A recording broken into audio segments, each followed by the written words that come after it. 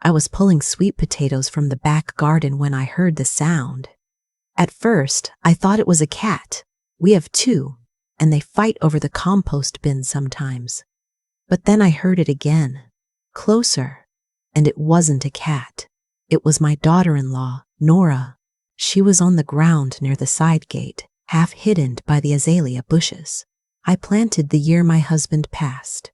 Her coat was torn at the shoulder. Her lip was split open, and she was holding her stomach the way only a woman who is 7 months pregnant holds her stomach when something is very, very wrong. I dropped everything and ran. Nora. Nora, look at me. I'm right here. She grabbed my wrist with both hands. Her fingers were ice cold. She started, then stopped to catch her breath. She said if I told anyone, she'd make sure everyone believed I was the one who started it. Who said that? Baby, who did this to you? She looked up at me with those dark eyes of hers, and I saw something I'd never seen in them before. Not just pain, fear, real, deep animal fear. Your daughter, she whispered, Patricia. I have lived 67 years on this earth. I raised 2 children alone after my husband Earl got sick and couldn't work anymore. I cleaned houses, I drove a school bus, I did what I had to do. And through all of it, I told myself the one thing I had done right, the one thing I could be proud of, was my family. I was wrong about one of them. Patricia is my oldest. She's 51 now, tall like her father, with his same way of walking into a room like she owns it. She never liked Nora from the day my son Gerald brought her home for Sunday dinner. I noticed it then, but told myself it was just big sister protectiveness. Gerald had been through a bad divorce before Nora. Patricia had watched him fall apart. I understood her being cautious. What I didn't understand, what I never let myself see clearly, was that Patricia's problem with Nora wasn't about protecting Gerald at all. It was about the house.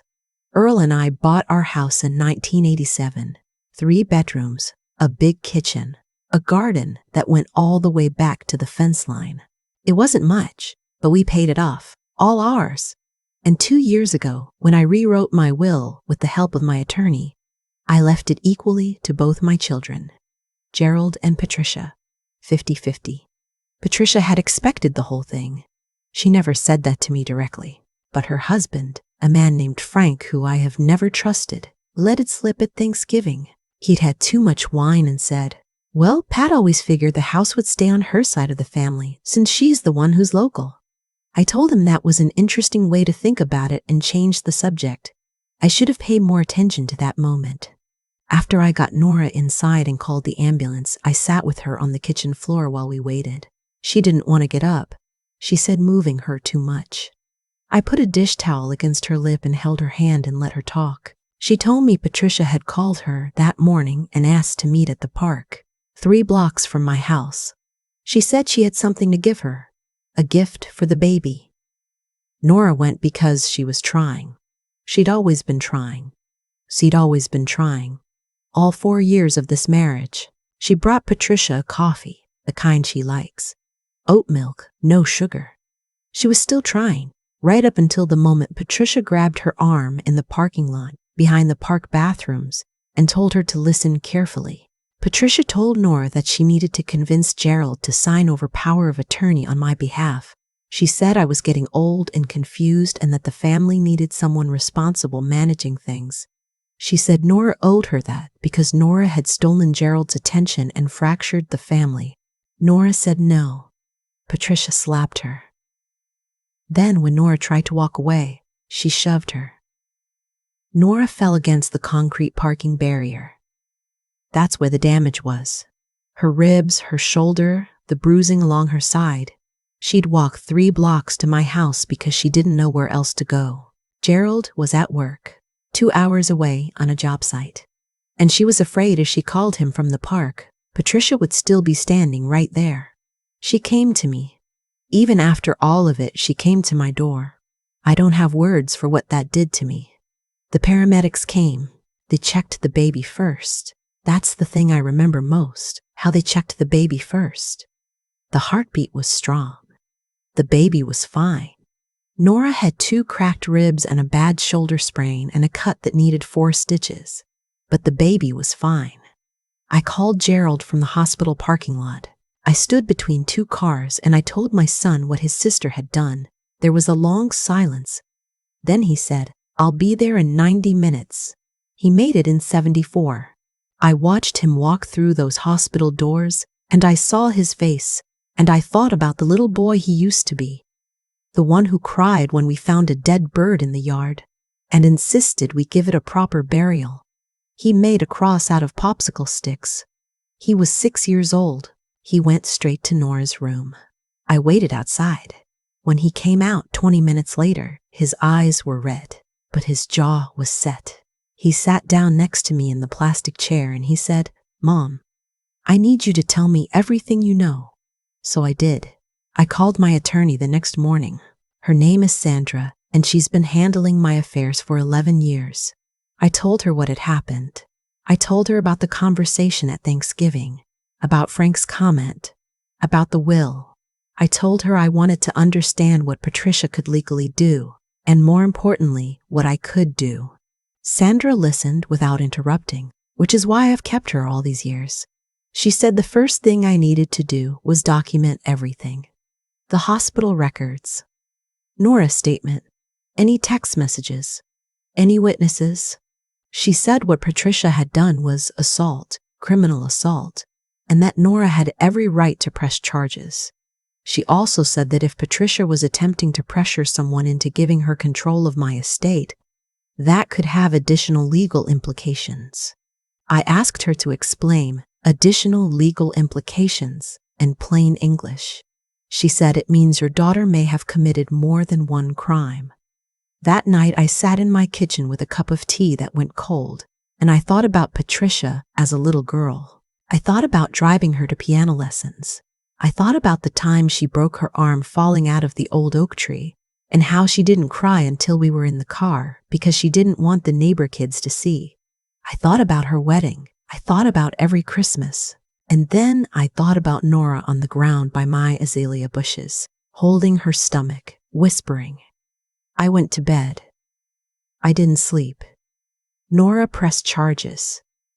I was with her when she made the decision. We were sitting in her and Gerald's living room, Nora on the couch with a pillow against her ribs, Gerald next to her, me in the armchair across. The detective who had taken the initial report called to follow up. Nora looked at Gerald, and Gerald looked at me, and I gave her a small nod, not telling her what to do, just telling her I was there either way. She told the detective she wanted to move forward. Patricia was arrested on a Thursday morning. Gerald called me to tell me. He'd heard from a cousin who lives near Patricia's neighborhood. Apparently, one of her neighbors saw the patrol car. I didn't feel what I expected to feel. I'd thought there might be something like relief. Or maybe the opposite. Grief, guilt, the complicated weight of watching your own child face consequences. Mostly, I just felt tired. Frank called me that afternoon. He was loud and he was ugly about it, and he said some things I won't repeat. I let him finish, and then I said, "Frank, if you call this number again before Patricia has an attorney present, I'll be adding your name to the list of things my attorney is looking at." I hung up. He didn't call again. What I haven't told you yet is the part about the storage unit. 3 weeks after the arrest, while Patricia was out on bail and everything was in the hands of lawyers, Gerald got a call from a facility across town. A storage unit registered in Patricia's name had been flagged because the payment had lapsed. Gerald was listed as an emergency contact. Patricia had done that years ago when she first rented it, and he'd forgotten all about it. They went to clear it out before the facility disposed of the contents. What they found inside was not old furniture. It was boxes, 14 of them, organized neatly, labeled in Patricia's handwriting. Inside were documents, financial statements, property records, correspondence between Patricia and Frank going back almost 6 years, planning, in detail, on paper, how to have me declared incompetent, how to contest the will, how to establish legal guardianship over my assets, There were notes about Nora specifically, about her relationship with Gerald, about how a pregnancy would complicate their timeline. There was a folder with my name on it. Inside was a list of things Patricia had apparently been cataloging as evidence of my declining mental state. A time I forgot to turn off the porch light. A time I asked her twice in one conversation what Frank's mother's name was. Small things, strung together like they meant something. I sat in my own kitchen that evening and I read every word. I want to be honest with you. I want to tell you I was purely angry, that I felt nothing but righteous fury. But that's not entirely true. There were moments, reading her handwriting, I'd known my whole life, where I felt something crack open inside me. Something I don't have a name for. She had been planning this for 6 years. 6 years of Sunday dinners and holiday phone calls and birthday cards. 6 Christmases. My husband's memorial service. 6 years. I put the folder down and I poured myself a small glass of the bourbon I keep for company, and I sat there until it was dark. Nora had the baby on a Sunday morning in March. A girl. 6 pounds, 9 ounces. They named her June. I was in the waiting room when Gerald came out, and the look on his face was the same look Earl used to get sometimes. This overwhelmed, grateful, slightly stunned expression, like the world had just done something unexpectedly generous. I stood up and he hugged me for a long time without saying anything. When I finally held June, she was wrapped in a yellow blanket the nurses had given her.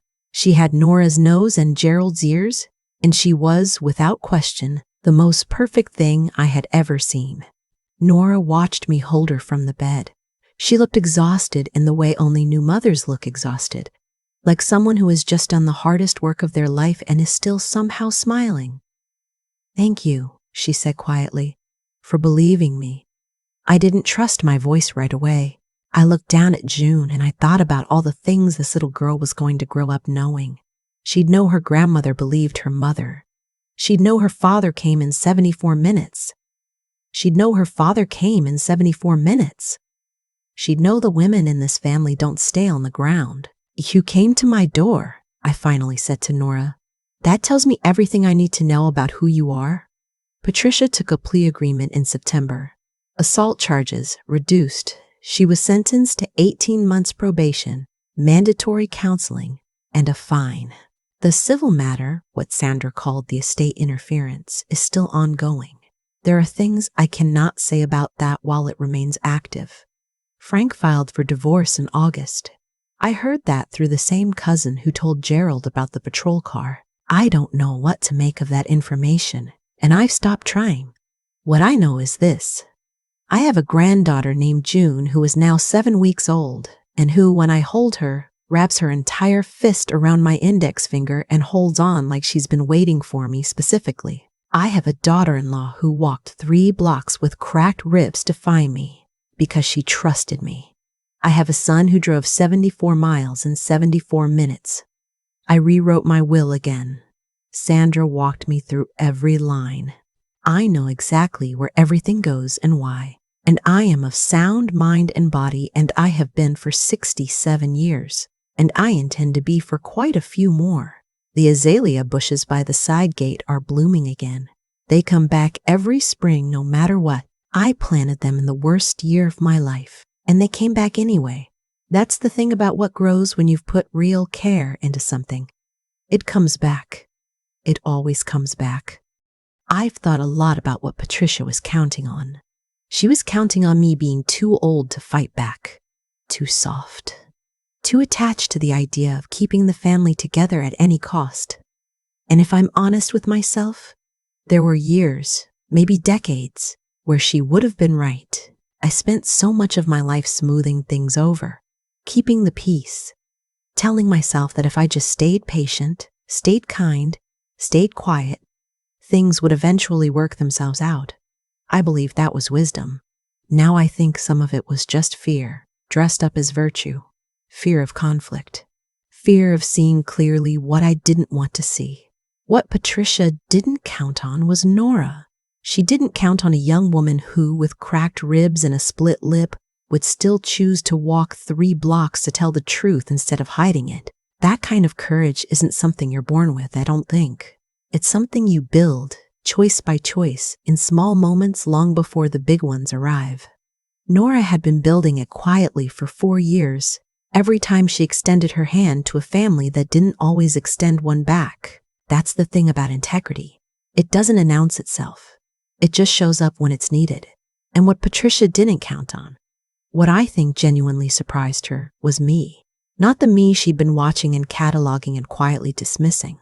The real me, the one who drove a school bus and cleaned other people's houses and raised 2 children and buried a husband and kept going. She'd mistaken my patience for weakness for so long that she forgot it had a bottom. Every choice Patricia made over those 6 years, the planning, the manipulation, the notes she kept about my declining mind, the morning she grabbed Nora's arm in that parking lot, every single one of those choices built toward a consequence she couldn't control.